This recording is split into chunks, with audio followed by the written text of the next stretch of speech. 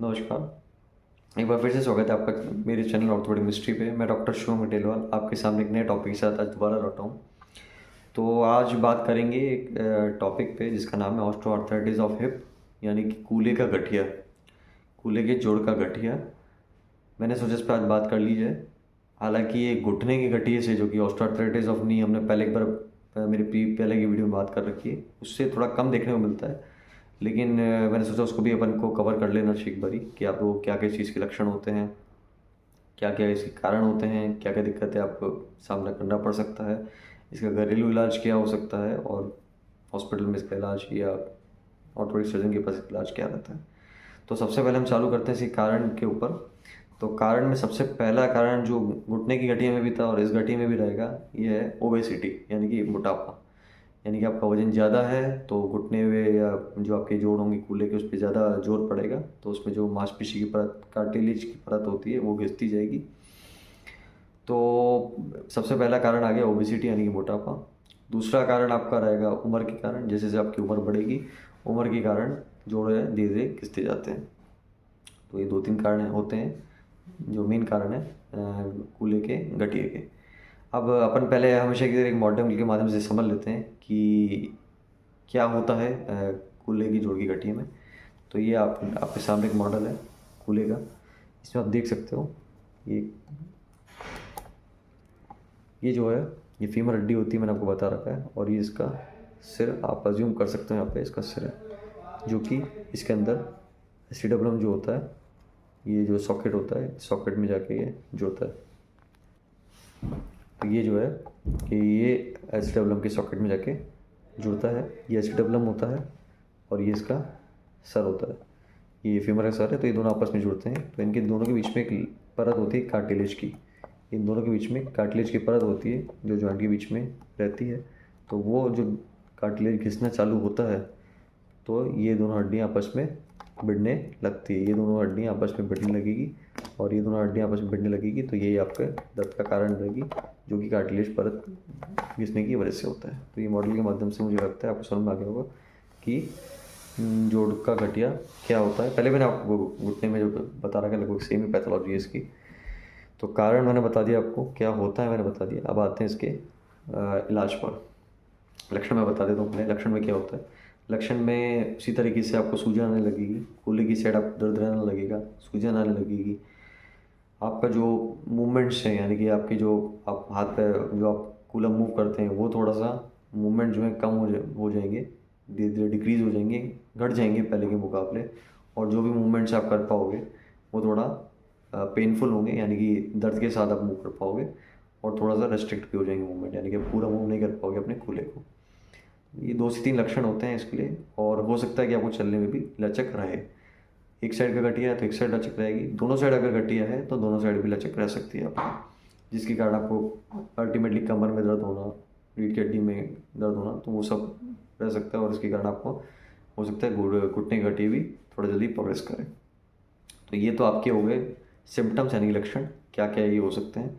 Symptoms के बाद हम आ जाते हैं घरेलू इलाज पे। आप इलाज क्या करोगे और घरेलू इलाज में आप क्या करोगे। तो सबसे पहले अगर कोई भी दिक्कत होती है, गठिया हो या कोई भी दिक्कत हो दर्द वाली, तो हम सबसे पहले तो दर्द की दवाई ले लेते हैं। तो दर्द की दवाई आप ले सकते हो, इसमें थोड़ा सा आपको दर्द में आराम देगी। तो दर्द की दवाई आप घर में ले सकते हो। कैल्शियम, विटामिन D3 के मैंने आपको बता रखे हैं, नफ़े नुकसान भी मैंने आपको बता रखे हैं, तो वो भी आप इस केस में ले सकते हो। तो आपको सिम्टोमेटिक इंप्रूवमेंट मिलेगा, यानी कि आपके लक्षण में थोड़ा आराम आपको मिलेगा। गाबापेंटिन जैसी एक दवाई, नस की दवाई भी आप ले सकते हो। अगर आपको नस की तरह लीड चल रही है तो उसमें थोड़ा आपको इसमें भी आराम मिलेगा। बाकी आप क्या कर सकते हो, एक चीज़ और आती है जो हमेशा मैं आपको बोलता हूँ, फिजियो, यानी कसरत। कुछ कूल्हे की कसरत भी आप कर सकते हो, जैसे कि कूल्हे को साइड में उठाना, कूल्हे को लेट कर सीधा उठाना, है ना। जो कि आपका अगर घटिया है तो कूल्हा और सीधा उठाने में भी आपको हो सकता है थोड़ी दिक्कत रहे। कूल्हे को सीधा उठाना, कूल्हे को साइड से उठाना, साइड से उठाना। तो ये दो तीन चीज़ें आप ट्राई कर सकते हो, घुटने को मोड़ते हुए जाना, है ना। तो ये दो तीन कसरतें जो आप ट्राई कर सकते हो इस केस में। तो फिजियो भी आप ट्राई करोगे और साथ में दवाई गोली भी लोगे तो आपको ऑलमोस्ट आराम आ जाता है। ठीक है, तो घरेलू इलाज हुआ कि आप घर में ट्राई कर सकते हो।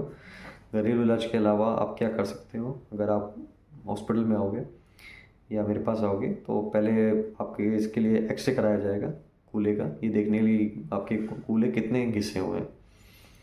चूँकि ये एज रिलेटेड बीमारी भी है, एज रिलेटेड समस्या ज़्यादा है, तो ऑब्वियसली बात जितनी उम्र ज़्यादा होगी हो सकता है उतने कूल्हे ज़्यादा घिसे हों।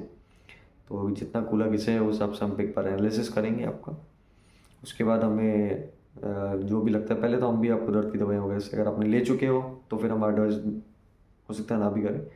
फिर इसके अलावा इसका इलाज आता है कि स्टीरॉयड के इंजेक्शन जो मैंने आपको पहले घुटने के इसमें भी बता रखे हैं, तो स्टीरॉयड के इंजेक्शन जो है हम आपको दें, कूल्हे के अंदर हम इंजेक्ट करें। जो कूल्हे का जोड़ा मैंने आपको बताया, उस कूल्हे के जोड़ में हो सकता है हम यहाँ पे इंजेक्ट कर दें थोड़ा, है ना। कूल्हे के जोड़ में स्टीरॉयड के इंजेक्शन हम इंजेक्ट कर सकते हैं। इसके अलावा अच्छा, घर पे आप कॉलेजन की दवाई होती है वो भी आप ले सकते हो। कॉलेजन की दवाइयाँ आती हैं आजकल, कॉलेजन और हाइलोरिक एसिड की, तो ये थोड़ा सा कार्टिलेज को बचाने में अपना मदद करती है।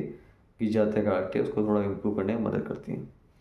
स्टीरॉयड इंजेक्शन मैंने आपको बता दी। इसके अलावा कुछ महंगे इंजेक्शन आते हैं जिसमें हाइलोरिक एसिड डायरेक्ट आता है, तो वो भी हम हो सकता है आपके जोड़ में एक बार के लिए ट्रायल लेके देख सकते हैं, इंजेक्ट करके देख सकते हैं। कई लोगों को 1.5 2 साल तक आराम हो जाता है, कई लोगों को लाइफ टाइम आराम हो जाता है, कई लोगों को 6 महीने में दोबारा दिक्कत आने लगती है। तो एक बार स्टीरॉयड का और हाइलोरिक एसिड दोनों का हम ट्राई एक बार देख सकते हैं आप लोगों की दिक्कत के हिसाब से। तो ये तो हो गया आपके जो इलाज रहते हैं, जो टेम्पररी लक्षण में आपको आराम देंगे। अब आते हैं इसके परमानेंट इलाज पे। परमानेंट इलाज एज यूजुअल आपको पता है सर्जरी है। सर्जरी होती है, इसमें कूल्हा बदलने वाली सर्जरी होती है, यानी कि टोटल हिप रिप्लेसमेंट इसे कहते हैं। क्या होता है मैं आपको बता देता हूँ, मॉडल के माध्यम से मैं आपको बता देता हूँ। तो ये आपका कूल्हा है, ये आपका जोड़ा एज यूजुअल मैंने बताया था। तो इसमें क्या होता है, ये जो आपको दिख भी रहा होगा इस तरीके से ये रॉड होती है। तो यहाँ पे ये हिस्सा जो सर होता है फीमर का, वो काट के इस तरीके से, इस तरह का कुछ दिखेगा कटने के बाद। और ये जो एसिडोब्लम वाला पार्ट है उसमें भी आपकी पूरी घिसाई करके अच्छे से, और इसमें भी एक कॉम्पोनेंट यहाँ लगाया जाता है एसिडोब्लम का, कृत्रिम कॉम्पोनेंट लगेगा, आर्टिफिशियल जोड़ टाइप। इस तरीके से स्टेम डाल के, ये स्टेम इसमें डलती है,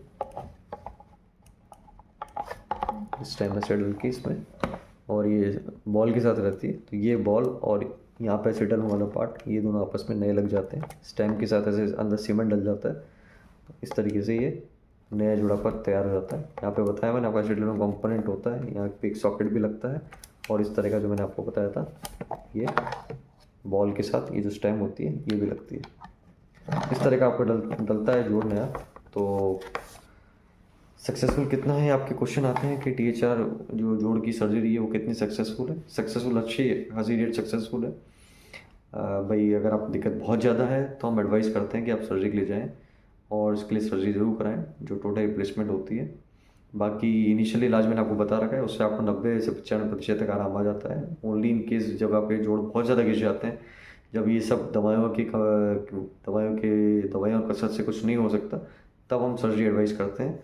और सर्जरी के रिजल्ट्स वैसे भी मैंने बताया आपको अच्छे हैं। इस THR पे भी एक बार एक वीडियो में नए सेपरेट चर्चा करेंगे एक बारी। आज तो केवल इस पे सीमित रखते हैं कि इसका इलाज क्या था, लक्षण क्या थे, ये मैं आपको बताना था आपको। मैंने आपको बताया घुटने के कंपैरिजन में कूल्हे का जो जोड़ घिसना है वो थोड़ा कम रहता है, इसीलिए मैंने एक बार सोचा कि एक बार जस्ट आपको बता दिया जाए कि इसके लिए अलग से आप क्या क्या चीज़ें कर सकते हैं। बाकी इसके लिए घरेलू इलाज में और भी आप हरी सब्जियां खाना, दूध, सारी सफ़ेद दिखने वाली चीज़ें खाना, जैसे दूध, दही, छाछ, पनीर, ये सब आप ले सकते हैं। तो सफ़ेद दिखने वाली चीज़ें, हरी सब्जियां हुई, ठीक है, ये सब आप लीजिए। थोड़ा सा हो तो घी तेल आप थोड़ा कम खाइए, इससे कोलेस्ट्रॉल भी बढ़ता है और वज़न भी बढ़ता है, तो दोनों में उसको आपको बेनिफिट मिलेगा। प्रोटीन इंटेक आप बढ़ा सकते हो, दाल वगैरह जितनी भी तरह की दालें होती हैं आप खा सकते हो। इन सब से आपको थोड़ा थोड़ा बेनिफिट मिलेगा, और कैल्शियम वगैरह इन सबसे मिलता ही है, सफ़ेद दिखने वाली चीज़ों से तो आप लें। तो इन सबसे ओवरऑल आपको इन चीज़ गठिया जो कूल्हे का होता है उसमें आराम देखने को काफ़ी हद तक मिलेगा। और एक चीज़ मैं बता सकता हूँ आपको, अब घर पे आप चाहो तो एक वॉकर या छड़ी, ये 2 चीज़ें भी इस्तेमाल कर सकते हो।